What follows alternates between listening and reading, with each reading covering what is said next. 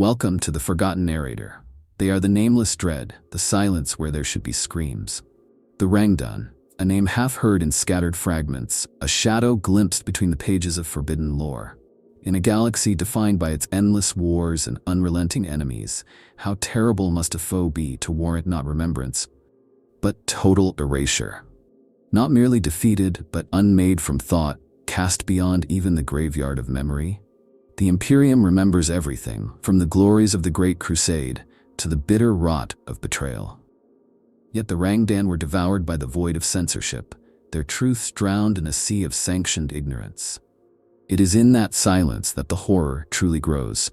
Only whispers remain, haunted recollections of battles that broke entire legions, of an emperor driven to the front lines, of weapons that unstitched the fabric of real space. They were not just an enemy, they were a revelation the Imperium could not afford to endure. But what truth was so monstrous that humanity itself recoiled from it? What did we see in the Rangdan that forced us to forget? This is not a story of war alone. It is a tale of fear, of secrets deeper than the void, and of the ghosts that scream when history dares look back. It began in blood, in a spiral of escalating horror that would come to define the early terror of the Great Crusade. The Rangdan Xenocides were not a singular conflict, but a series of apocalyptic campaigns fought across entire star sectors, each more cataclysmic than the last. The early records, those few that remain unpurged or survived only in myth, speak of over 2 decades of grinding warfare, where the might of the nascent Imperium was tested as never before. What makes these wars exceptional is not merely their scale, but their desperation. An entire interstellar civilization pouring its full strength into the annihilation of something it would later pretend never existed. It is known that the Rangdan emerged from the northern regions of the galaxy, possibly from the halo stars or even beyond. Their advance was relentless and alien in logic. Systems fell without warning, entire planets going silent in what seemed like hours. When Imperial scouts made contact, they encountered desolation. Hives flayed down to the substrata, ecosystems liquefied, skies turned into screaming anomalies of psychic noise. The Xenocides were not just about military conquest, they were wars of survival against something that shredded the concept of sanity. Every campaign fought against the Rangdan grew worse than the last, not because the Imperium was weakening, but because the enemy seemed to adapt, twisting both their strategies and even the nature of reality itself around them. Some battles were so catastrophic they are whispered of even today by the Inquisition and the Adeptus Mechanicus. The fall of the Morrigu cluster saw an entire subsector collapse into a semi-permanent temporal loop, where ships would reappear centuries after being lost, only to burn again in identical fates. The Croesus slaughter is spoken of as a 3-month siege where 5 million Astartes died in 2 hours, the math of it unexplainable by logic or physics. The Rangdan did not merely kill, they unmade. Some reports describe their ships as void glass specters, flickering in and out of phase, while others claim to fight swarms of radiant things that sang in languages older than the stars. And behind them, always behind, was something else, something unseen but deeply present, as if the Rangdan were not the invaders but the harbingers. It was in the 38th year of the Great Crusade that the Emperor himself intervened. Not through emissaries or proxies, but in person. Something that had not happened since the conquest of Terra itself. Accompanied by the Custodes, and allegedly by the 2nd and 11th Legions, he entered the void near the Ghostlights Nebula. For 18 months, no communication emerged. When the fleet returned, it was less than half its original size. The surviving ships were charred and mute, their machine spirits broken, and their crew reduced to whispering husks. What had happened remains unknown, but soon after, the Great Purge began. Not just of the Rangdan, but of memory itself. The Rangdan Xenocides ended, eventually. That much is clear. The Imperium, though mutilated, stood victorious. Yet it was not a triumph. The celebrations were muted, the honors few. The legions who fought were scattered to new fronts with no mention of their sacrifice. The documents were sealed, then destroyed. The scars remained, of course. In the doctrines of the legions, in the strange rituals of the Mechanicum, and in the nightmares of the Psychers, who had glimpsed something vast and utterly wrong during those years. The Xenocides were not a campaign, they were a cauterization. And what was being burned away was not just a species, but knowledge itself. Why would the Imperium, a regime that thrives on victory propaganda and the glorification of war, choose to expunge all mention of one of its most harrowing and ultimately successful campaigns? The answer lies not in politics, nor in military pride, but in fear, a deep, primal dread that transcends doctrine. The Rangdan were not simply destroyed, they were unremembered. Not by accident, not through the entropy of time, but through a conscious act of bureaucratic annihilation. The Adeptus Administratum, alongside the Ordo Redactus and elements of the Emperor's own Librarius, undertook a total erasure. In a galaxy that records every bolt or discharge, every morsel of martyrdom, the Rangdan became a void. The rationale was not solely rooted in the magnitude of the war. The Imperium has never been shy about cataloging horror. The Horus heresy is etched into every child's indoctrination. The age of apostasy is still ritualized in penitence. But the Rangdan were different. They were a species, or perhaps an essence, whose very nature defied classification. They infected more than flesh or cities. They infected certainty. Scholars argue the Rangdan represented a conceptual contamination. That to remember them was to invite their return, or worse, to destabilize the imperial creed that mankind must triumph through superior will and divine purpose. Against the Rangdan, willpower shattered, faith quivered, even the Emperor bled. The warp taint theory offers one angle. Certain Black Library texts hint at creatures whose existence bled into unreality, whose every death was a psychic detonation. Some inquisitorial records, barely legible beneath the redact seals, refer to cognitive contamination events. Entire regiments went mad, not from what they saw, but from what they began to believe. The Rangdan, it's proposed, could hijack logic itself. Infected scribes would pen theological inversions so subtle that entire planetary doctrines unraveled. The Exorcist chapter later developed resistance to such memes, but during the Great Crusade, nothing like that existed. The decision to destroy all records may have been a prophylactic, a psychic firewall against exposure. But others whispered darker truths, that the Rangdan discovered something about humanity the Imperium could not abide. Perhaps they decoded the Primarch genome. Perhaps they breached the Golden Throne's purpose. One theory, heretical in nature but persistent in forbidden circles, posits that the Rangdan spoke to the Emperor, not in words but in truths. They showed him a future that could not be allowed, a vision that drove him to personally oversee their eradication and, more damningly, to ensure no human mind would ever recall what had been seen. The wiping of history was not an act of revenge. It was mercy, a desperate attempt to shelter the species from a knowledge that could unmake it. It is telling that those few fragments remaining in Mechanicum vaults, black ship transcripts, or shattered cogitators floating in derelicts are always fragmented, always self-destructing, always incomplete. It's as if the data itself resists permanence, as if the Rangdan left behind not ruins, but conceptual poison. To remember them is to risk contamination. To study them is to awaken some echo, to hear a whisper from the dark beyond the veil. This is not simply historical redaction, it is spiritual quarantine. And the true horror? It worked. Ask the average citizen of the Imperium about the Rangdan, and they will blink in confusion. Ask a planetary governor, a lord militant, even a veteran of 100 crusades. You will receive blank stares or swift denouncements. The Imperium erased the Rangdan, not because it won, but because it nearly lost everything that made it human. The silence is not cowardice. It is a scar sutured shut, hiding a wound that still bleeds in the places no light ever touches. There is no single, unchallenged answer to the question, what were the Rangdan? Canon leaves only the charred outlines, the scorched shapes of their passage through history. Yet from these shadows, fan theories and speculative reconstructions have emerged, like forensic autopsies of a murder committed against truth itself. Some whisper they were not even a species in the way we understand the term, but a phenomenon, a convergence of anomalous entities masquerading as life, or worse, a collective will given monstrous form. Others imagine them as remnants of the war in heaven, a final, terrible echo of the old one's lost creations. One school of thought posits that the Rangdan were hyper-evolved Xenos, entities millions of years older than mankind, whose biological evolution had transcended the boundaries of known science. In this vision, they were post-organic, beings of radiant matter and exotic particles, whose appearance was said to induce vertigo and hemorrhaging in unshielded observers.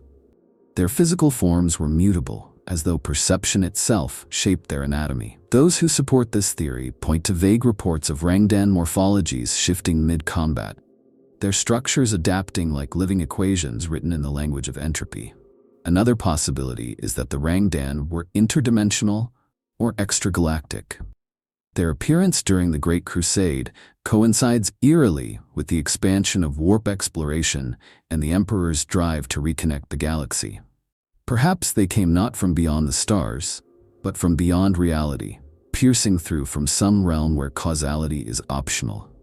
Some mechanicus lex mechanics believe the Rangdan were echoes of another cosmology, a failed universe brushing against ours like a rusted cog grinding against pristine machinery.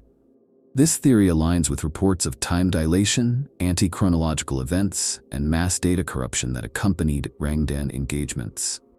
There is also the Old One remnant theory, the idea that the Rangdan were either survivors or corrupted tools of the long-dead Old Ones, their purpose forgotten but their power intact.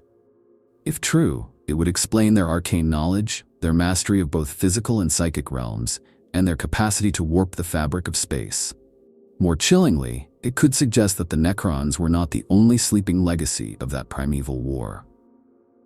Some believe the Rangdan were guardians or jailers, or worse, avengers, entities awakened by the spread of humanity, programmed to resist the rebirth of another dominant species. Yet among all these is one theory more feared than all others, that the Rangdan were not alien, but future. A divergent branch of humanity, evolved or manipulated far beyond recognition. This theory holds that the Rangdan were the end state of unchecked psychic development. Transhuman ruin, born of our own genecraft. Perhaps even an offshoot from a failed version of the Emperor's Primarch project. If this is true, then the Xenocides were not a war against the other, but a war against what we might one day become, a culling of possible futures that could unmake the present. Regardless of their origin, all theories agree on one thing. The Rangdan represented a categorical threat, not a political rival or a planetary pestilence, but a metaphysical wrongness, a defiance of the natural order, an abomination that made even the Emperor act not with calculation, but urgency. They were a paradox given flesh, a thing whose very existence was incompatible with mankind's dream of dominion. To destroy them was to reaffirm reality itself. To remember them might be to break it, and so we are left only with conjecture. But in that silence, in that desperate attempt to unknow the Rangdan, the true shape of the threat becomes clear. It is not that they were powerful, it is that they changed those who fought them, not just physically, but ontologically. The erasure was not just of data, it was of infection, a quarantine not of a species, but of an idea too terrible to let live. Among the most disturbing implications surrounding the Rangdan is the idea that they were not simply enemies in space, but insurgents in time. The notion of temporal warfare, of conflict waged not along lines of territory, but through the manipulation of causality, is usually confined to the domain of theoretical mechanicus heretics and forbidden black ship scribes. Yet the Rangdan, if some accounts are to be believed, operated with a fluency in chrono-violation that made conventional warfare obsolete. They were not bound by the sequence of cause and effect. They could be defeated, and yet still strike before the battle began. Reports from the Xenocides, those few transcripts spared total purging, contain instances of what the Inquisition has since deemed temporal fractures. Officers who died in one campaign appearing unaged in another, commanding forces they had supposedly never met. Planets secured, declared compliant, then suddenly never discovered in the first place. In one chilling entry from the Apocrypha of Alandra Theta, an entire Segmentum fleet reported returning from a successful Rangdan eradication, only for their parent sector to deny ever having deployed them. Worse still, none of the fleet's logs could be reconciled with known stardates. They had existed in a war that never happened, bearing wounds from battles against an enemy who, on paper, did not exist. The idea that the Rangdan could twist time is not just science fiction in this context. Consider the warp. a realm where time is fluid, where future, past, and present interlace like threads in a madness loom. Most warp-using species are barely capable of navigating this storm. The Eldar surf its surface, and chaos embodies its chaos. But the Rangdan may have mastered it, or even worse, emerged from a place where time was never fixed to begin with. Their fleets did not travel through the warp. They may have emerged from it fully formed, temporal anchor points forged in some lost logic. Some theories claim the Rangdan were not actors in time, but agents of its erosion. They did not just win battles, they erased losses. Psychic data recall from trauma-surviving Astartes paints further chilling imagery. One account from a Dark Angels librarian describes an entire battlefield aging into ruin within minutes. Men turning to dust, tanks rusting mid-charge, architecture collapsing into fossilized debris. Yet seconds later, the entire scene reset, but differently. Positions reversed, wounds healed, but with different scars. What war was this? Was it multiple wars? Were the Rangdan inducing microfractures in the time stream to test optimal outcomes as a strategist replays simulations? If true, the consequences are terrifying. It would mean the Rangdan did not perceive the Imperium as an opponent in space, but as a variable in a multidimensional equation. Their goal was not conquest, but control of probabilities. In this framework, the Emperor's intervention takes on a desperate tone, not just a military engagement, but an attempt to seal a breach in time itself. The battlefields of the Rangdan Xenocides may not have been places at all, but moments, entire histories quarantined like diseased code in the noosphere. Perhaps this is why the records were destroyed. Not because they were terrifying, but because they were unstable. To read them might be to invoke a war whose outcome is still undetermined. Perhaps the Rangdan left behind artifacts that are not relics, but triggers, echo devices that reopen paths best forgotten. The Inquisition's obsession with sealing anything linked to them in chronal stasis is not overkill, but containment. Time, once infected, does not heal easily. The Imperium has always clung to the past, to dogma, to relics, to the frozen imagery of golden triumphs. Against the Rangdan, even the past became unreliable. And in a universe where even the God Emperor's truth is rooted in the bedrock of history, what happens when history no longer obeys the rules? What if the greatest victory of the Imperium was not that it defeated the Rangdan, but that it convinced time to forget them? The tragedy of the lost legions, the 2nd and the 11th, has always been one of the deepest wounds in Imperial lore, marked only by silence and broken seals in ancient archives. Officially, they are unspoken, deleted from records with the same vehemence as the Rangdan themselves. The symmetry of that silence is telling. It is as if both were removed not for what they were, but for what they did or became. In this dreadful void of information, a theory arises, one that chills even the Inquisition, that the Rangdan conflict is the reason the 2nd and 11th legions were purged. To accept this is to challenge one of the few remaining certainties in Imperial history, that the Primarchs were the Emperor's greatest creations, and their legions his mightiest tools. Yet what if 2 of those tools were broken against something so far beyond comprehension that even the Master of Mankind saw no path to redemption? It is recorded that during the height of the Rangdan Xenocides, the Emperor himself led a vast fleet into the northern voids. With him, though unconfirmed by any official doctrine, were the 2nd and 11th legions, fresh from victories, but eager to prove themselves in a theater that promised no glory, only annihilation. The idea that these legions were expunged not for heresy or rebellion, but because of what the Rangdan did to them, is more than a convenient hypothesis. It is a haunting probability. Surviving accounts from Mechanicum observers, encoded under 10 layers of digital encryption, speak of Astartes formations exhibiting dissonant behavioral synchrony. Units that moved without orders, their cohesion too perfect, as if driven by a shared consciousness not native to them. Psychers within these legions began to exhibit unstable phenomena, broadcasting visions, not receiving them, their minds seemingly hijacked by something older and coldly analytical. Worse are the fragments suggesting that the legions began to change, that their gene seed, under Rangdan exposure, mutated at a conceptual level. It wasn't corruption like chaos, but something more insidious, a reprogramming. In one archive battlefield report, a squad of the 11th was found intact months after presumed death, constructing an unknown structure from salvaged debris. When approached, they could only say they were completing the sequence. No tactical motive, no strategic sense, only the impulse of a design not their own. The Primarchs themselves, their fates perhaps the greatest mystery, are speculated to have suffered worse. One version of the tale, recounted in bitter code by the Ordo Chronos, suggests that one Primarch was fractured, existing in multiple time states simultaneously. The other may have been seduced not by daemons, but by data, truths the Rangdan showed him about mankind, the galaxy, or perhaps the Emperor himself. Whatever they saw, whatever they learned, the result was not rebellion. It was collapse. Erasing them was the only option. Not punishment, but containment. If the Rangdan could not be unmade, then all who bore their touch had to be.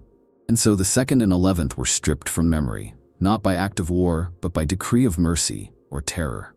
Their relics destroyed, their banners burned, their names reduced to numerals in forbidden texts. Their gene seed purged, their descendants, if any remained, hunted to extinction. The Emperor's sorrow, it is said, could be felt across the warp. But his resolve was greater still. Some scars are too deep to heal.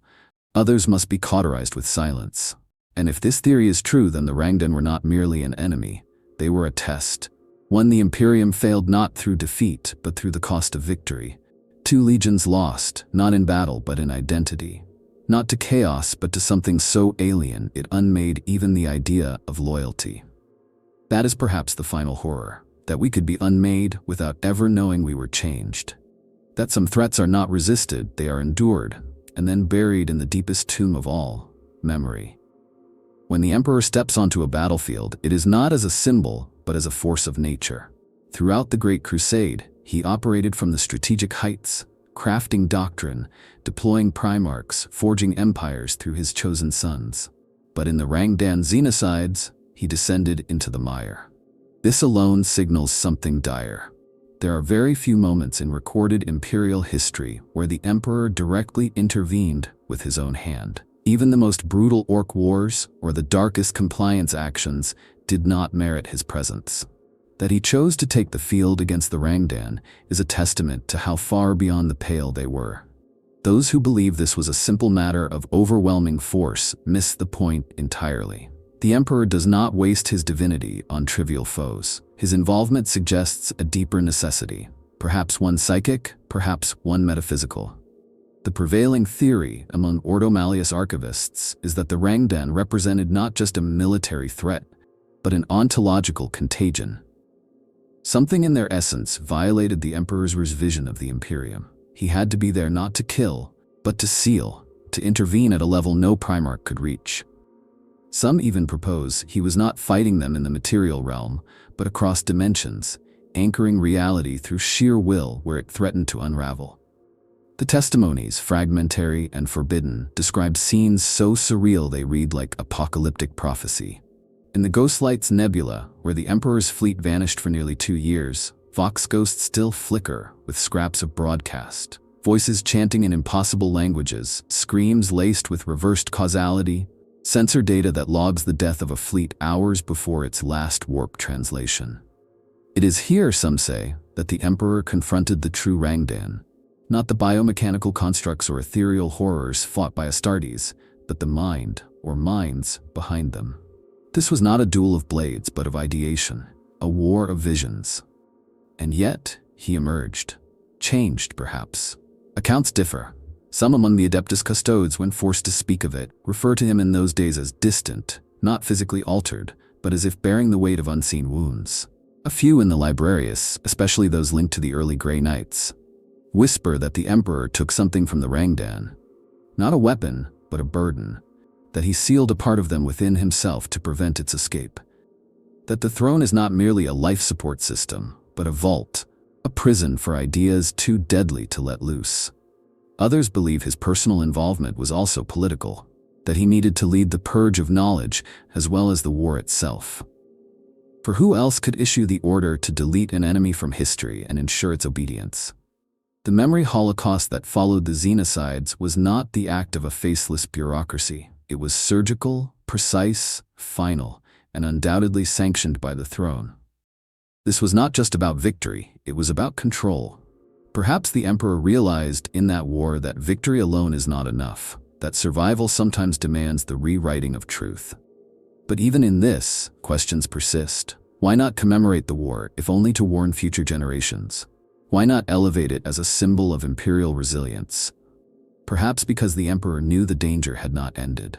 That to speak of the Rangdan is to reawaken them, that they were not wholly destroyed, only suppressed, latent, like a viral code in the human genome. And only he, in his infinite psychic vigilance, could keep the lock closed. Thus, his presence in the Rangdan War was not a show of force, but a last resort. A firewall of divinity, engaged because no mortal flame could hold the line. When we say the Emperor stood against the Rangdan, we are not recounting a chapter of war. We are recounting an exorcism on a galactic scale. And if that is true, then perhaps the question is not why he fought, but what he left behind. In a galaxy filled with weapons that can turn suns into screams, it takes something truly extraordinary to disturb even the hardened cogitators of the Adeptus Mechanicus.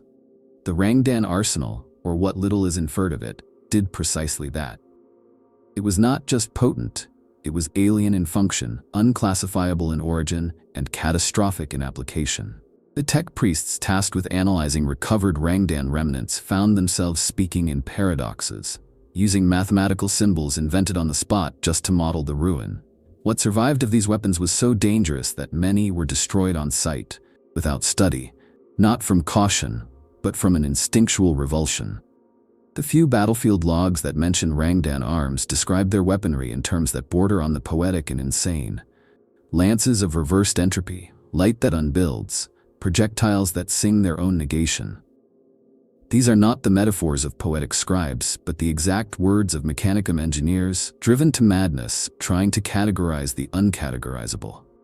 Some weapons did not fire at all, but induced failure.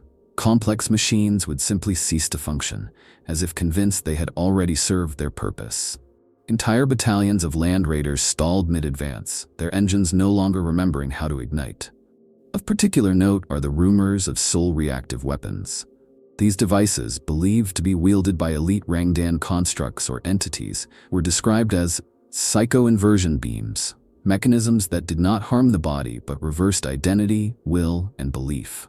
One Iron Hand survivor spoke of an entire platoon turning their bolters on themselves, not from fear, but from a calm, enlightened certainty that they were the enemy. The Ordo Xenos, in the scant records they preserve, mark these as thanatropic resonators, weapons that interact directly with noospheric data, rewriting thought in real time. Then there are the biological weapons, if they can be called that. Some Rangdan technologies were not tools at all, but living intelligences. Spore storms that moved with tactical awareness, nano-organisms that mimicked not just flesh but strategy. One Astartes account tells of a black mist that infiltrated Vox systems, learned battlefield orders, then issued counter-commands using the voices of dead commanders. These were not viruses. They were thinkers, strategists, using human infrastructure against itself like a symphony of sabotage. Even worse are the alleged anti-Astartes agents. Some sources suggest that the Rangdan developed or uncovered substances that could unbind gene seed stability. These toxins, biochemical or psychic in nature, would cause rapid atavism or regression, turning space marines into feral remnants of their former selves. These weren't mere poisons, they were deconstructions, the very programming of the legions, undone by exposure to thoughts encoded in molecules. There are fragments in the Mechanicum data vaults, redacted of course, which theorize that Rangdan weapons were not crafted but harvested. That the Rangdan found these devices in the dead vaults of a prior universe, or perhaps conjured them through collective will. Some speculate their arsenal was semi-sentient, not controlled but negotiated with. That the Rangdan did not wield their weapons so much as they invited them, asked them to act, and they obeyed. This interpretation aligns disturbingly well with the few relics that were brought back for study. Every such object caused localized corruption, not in the sense of decay, but of uncertainty. Rooms would change configuration, machines would deny their own blueprints, priests would forget how to pray. The very presence of Rangdan tech warped causality in minor, yet irreversible ways. Eventually, the Inquisition declared a zero-tolerance doctrine. Any Rangdan artifact, regardless of potential value, was to be incinerated or spaced into the void immediately upon discovery. Which begs the question, what manner of species builds weapons that even the Imperium dares not understand? What kind of mind crafts tools that dismantle perception, rewire loyalty, and seduce identity itself? The Rangdan were not just warriors. They were artisans of entropy, poets of annihilation, sculptors of madness. Their arsenal was not designed to kill the body. It was made to dismantle the possibility of resistance. And in that, perhaps more than anywhere else, lies the answer to why they were erased. For some weapons are not content to end lives. Some seek to rewrite them. There are scars that do not fade, even on transhuman flesh. The legions who fought in the Rangdan Xenocides were not just tested, they were transformed, marked forever by the encounter with something that defied every known category of war.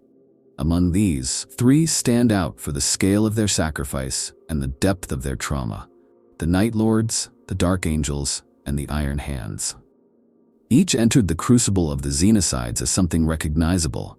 Each emerged altered in ways that would echo across the centuries to come. The Night Lords, under the merciless vision of Conrad Kurz, were deployed into the Rangdan War during the height of their operational maturity. Unlike later campaigns defined by terror tactics and psychological domination, the Night Lords at this stage were still idealists, albeit brutal ones. But the Rangdan offered no minds to terrify, no societies to subjugate. The enemy had no fear, no hierarchy, no morality. The Night Lords, born to make the shadows scream, found themselves confronting a silence that could not be broken.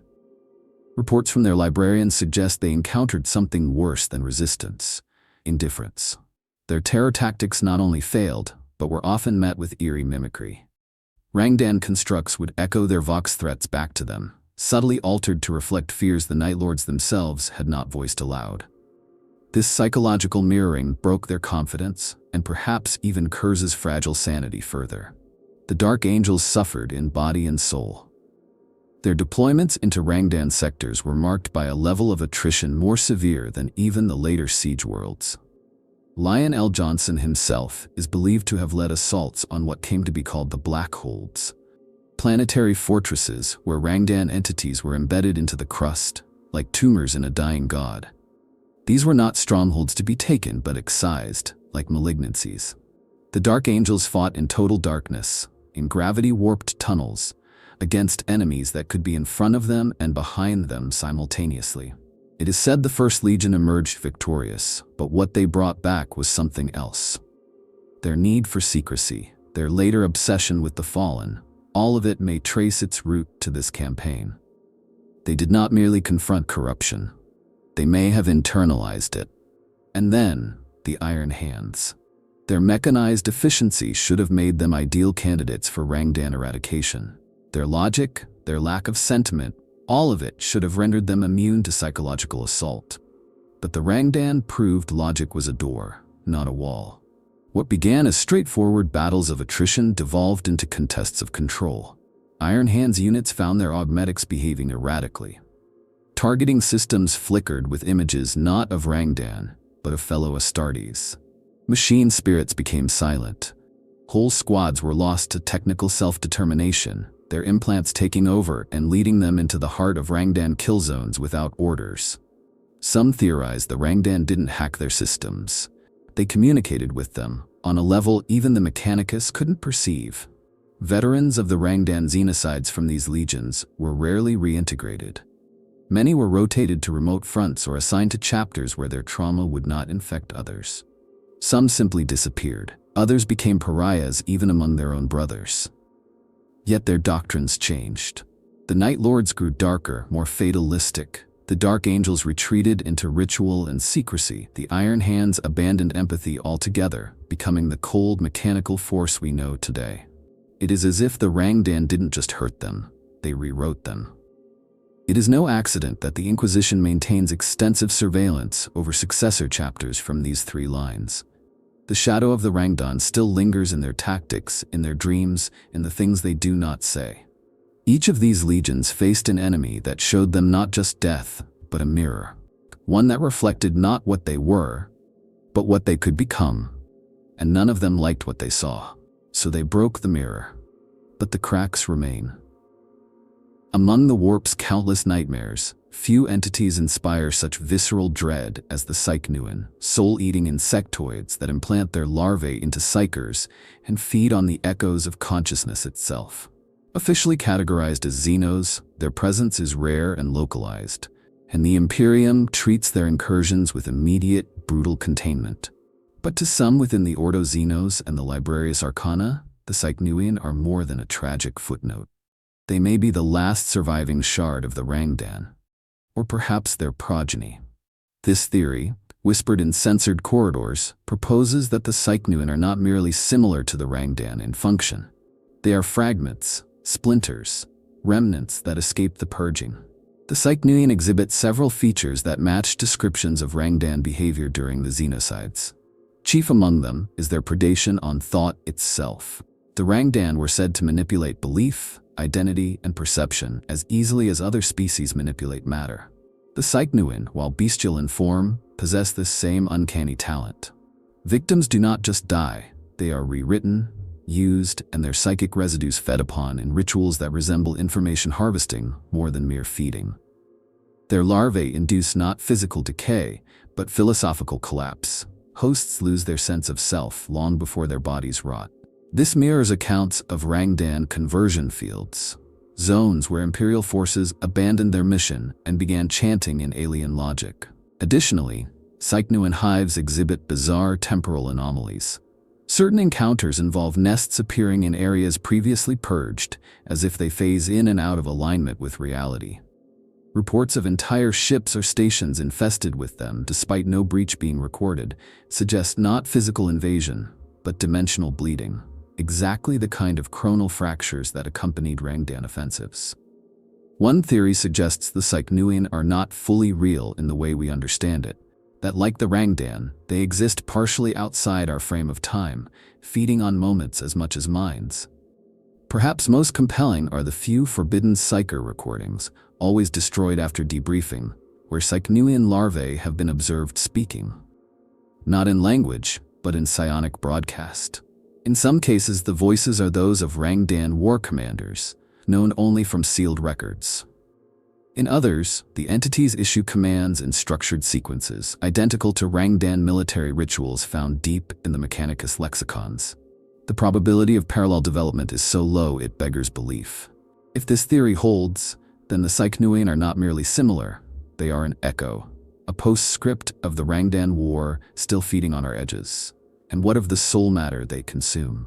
Some posit that the Censorship are a continuation of Rangdan goals, a slower, subtler invasion. Not through conquest, but through infestation of the psychic lattice of humanity. Every psyker taken is not a loss, but an addition to the Great Signal, the conceptual engine that the Rangdan once used to reshape reality. The larvae are described in some texts as psychic teas, turning the locks of local warp space, unlocking modes of thought no human mind should endure. This connection, if true, changes everything. It means the Rangdan war never ended. It only changed shape.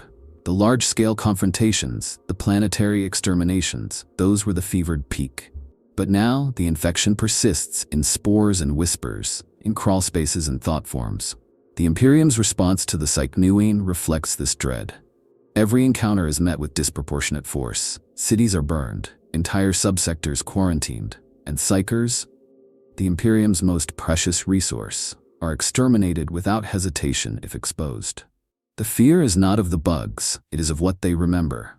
It is possible then that the Censorship are the Rangdan's last revenge, or their first scout.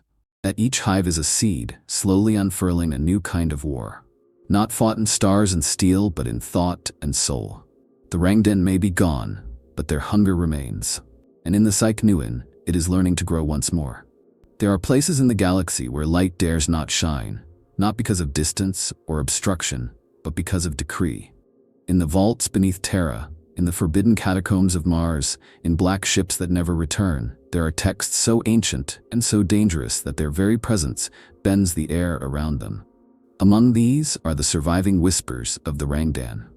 Not in complete books, never in full codices, but in fragments, torn pages, cracked data slabs, and corrupted, noospheric echoes that speak of the thing the Imperium tried hardest to forget. The Horus Heresy Black Books are among the few semi-official records that even glance in the Rangdan's direction. They reference the Xenocides as catastrophic campaigns, fought at the brink of sanity, and waged with fire and fear. But the texts are evasive. They speak in passive tense, avoid direct naming, and often overwrite themselves with "see redacted source theta null." The careful scholar, however, can trace patterns in the void. Mentions of entire battle groups vanishing. Reports from Mechanicum forces that refer to enemy logic contagions. Tactical readouts that end with prayer. The most infamous of these texts is the so-called Ezekiel Codex, a scorched and pieced-together manuscript housed beneath Titan, allegedly written by a pre-heresy librarian driven to the brink of death by Rangdan exposure. It does not describe them. It refuses. Every attempt ends in looping verse or visual hallucination. But what it does offer are images, symbols scratched in ferrosteel, phrases repeated in dream state by the author. They are the grammar of ruin. They are the architects of thought collapse. One chapter ends with a simple phrase repeated 37 times. We must not think them into being. Other texts, buried in the sublevels of the Ordo Redactus and the black vaults of the Adeptus Mechanicus, treat the Rangdan not as a species, but as a category, a classification of anomaly. In these tomes, the Rangdan are given code names: Omega Apostate, Heuristic Nullifiers, Echoforms. One particularly arcane tablet found on a dead world near the Halo stars is thought to be a Rangdan artifact. It emits low-frequency temporal pulses that distort memory in its vicinity. This so-called tongue of dust is sealed within a multi-dimensional vault. Those who have attempted to decode its contents either vanished or entered stasis voluntarily, citing auditory hallucinations from a being behind the being. There is even an apocryphal Imperial cultist document, now banned across 3 sectors, that worships the Rangdan as anti-angels, heralds not of damnation, but liberation from the illusion of causality.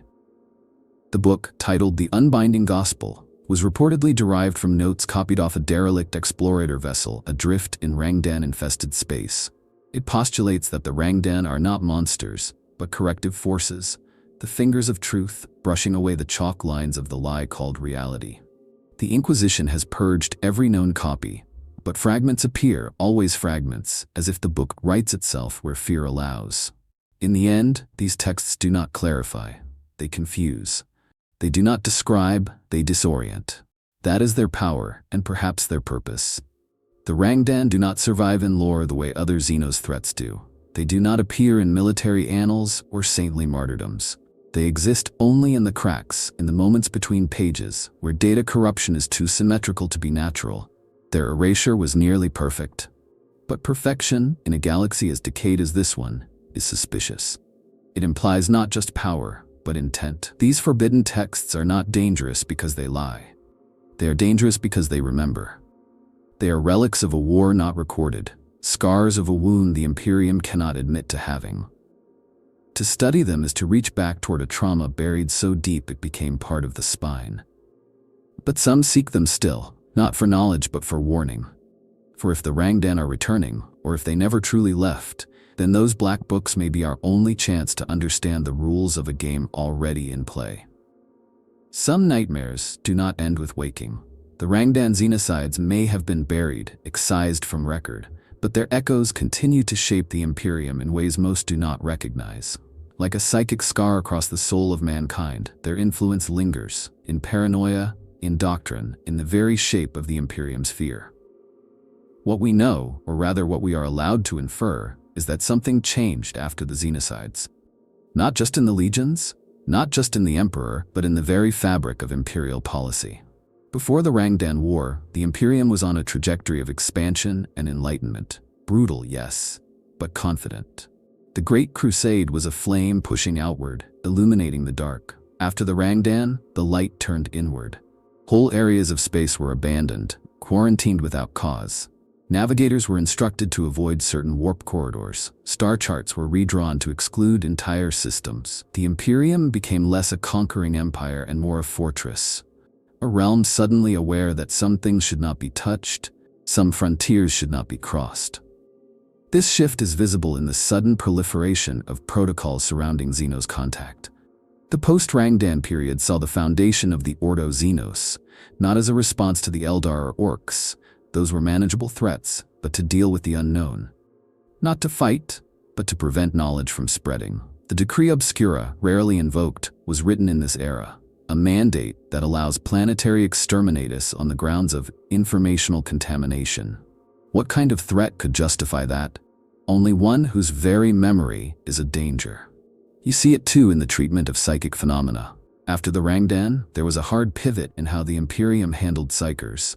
The black ships grew more frequent, the scrutiny harsher, the cullings broader. It's as if the Rangdan had taught the Imperium something it couldn't unlearn. That psychic power was not merely dangerous, but vulnerable. Not a strength, but a doorway. And whatever had passed through that doorway during the Xenocides was not entirely gone.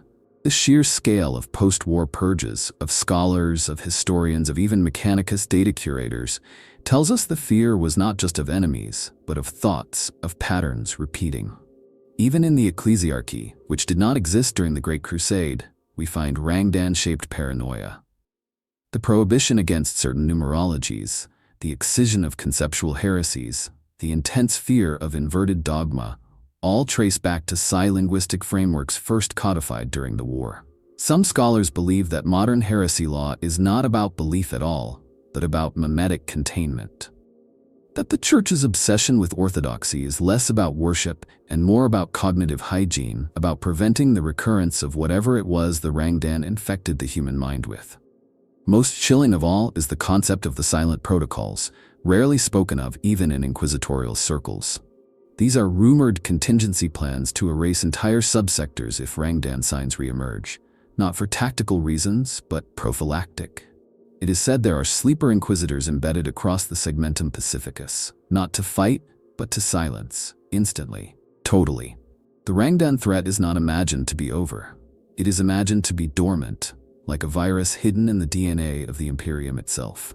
The legacy of the Rangdan, then, is not just caution, it is institutionalized amnesia. A culture of forgetting as policy, of ignorance as armor. We have built our defenses not only in steel and prayer, but in curated blindness. And in that blindness, the Rangdan remain powerful. They are not dead, they are not gone. They are a shape in the corner of our vision, a word we are trained not to read, a story half told in a language we dare not speak. We live in an empire of scars. Every edifice of the Imperium, every cathedral spire, every skull-stamped parchment and proclamation of purity is built atop centuries of trauma. Yet among these countless tragedies, the Rangdan stand apart, not because of what they did, but because of what we refuse to remember. We are told they were vanquished, yet their name is unspoken. We are told the Imperium is eternal, yet a war was waged so terrible that even eternity flinched. This is not history. This is an absence, and in that absence we find the deepest fear of all, that there are enemies not meant to be defeated, but forgotten. But we cannot afford to forget. The galaxy today is on fire. The cicatrix maledictum splits the stars in twain. Daemons walk where men once dreamed. Xenos empires rise anew, wielding technologies and philosophies that challenge the decaying dogma of a 10,000-year lie. In such times, the temptation to retreat into familiar ignorance is overwhelming. It is safer, we are told, to burn the books, to silence the questions, to worship the blind instead of seeking the truth. But the Rangdan teach us a lesson more brutal than any sermon. What we erase may not stay gone. What we choose to forget may be the very thing we must face again, and we will not be ready. Perhaps the Rangdan were defeated. Perhaps they were contained, sealed in some impossible vault by the Emperor's own will. Perhaps the erasure worked, and we are truly safe. But history suggests otherwise. The forbidden texts persist, the Psychnoin feed, the silence deepens, and with it, the unease.